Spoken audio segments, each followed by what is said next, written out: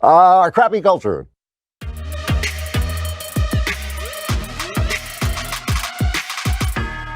Well, I have to end with this. This is one of my favorite things: is climate change. I don't actually believe that climate change is a hoax. I think that what is a hoax are the leftist policies that will not do anything about climate change. The power grabs for oil business, the power grabs for control over our energy. That's the hoax. I mean, obviously the climate is changing. I'm sure that human enterprise has something to do. It contributes to that. I mean, we are making changes in the environment, but without going back to living in caves, that's just going to always be the truth.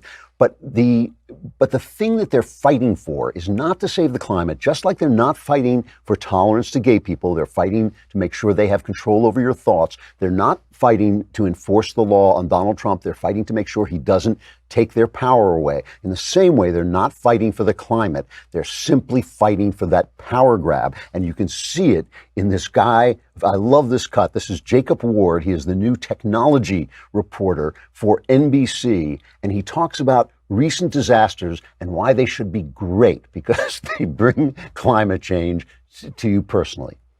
I'm so conflicted on this issue because on the one hand, it's good news in a sense that we can feel it in our lives now, that we're beginning to see floods and wildfires and all sorts of things that are directly being produced by the forces at work here in our changing climate. And yet at the same time, scientists have always said to us that by the time we actually tangibly feel it in our own lives, it's kind of too late. And so there's a real sort of mixed blessing here in the fact that we're actually experiencing it day to day now. That, ladies and gentlemen, is the voice of the elite. It is good news that we're having wildfires and floods because it brings climate change home. And it's a little bad news because it might be too late, but it's not bad news because you're being killed. It's not bad news because people are losing their homes. It's not bad news because people are drowning or burning up. Now, of course, there have always been fires and floods. The climate, and we can't control these things. So that it's not even proof of anything. The fact we've always suffered from this, it is simply the narrative that this is getting worse under climate change. I'm not even sure that is true of fires. I mean, fires are spreading for all kinds of different reasons. But he just never, the one thing that he never mentioned in there were the sufferers.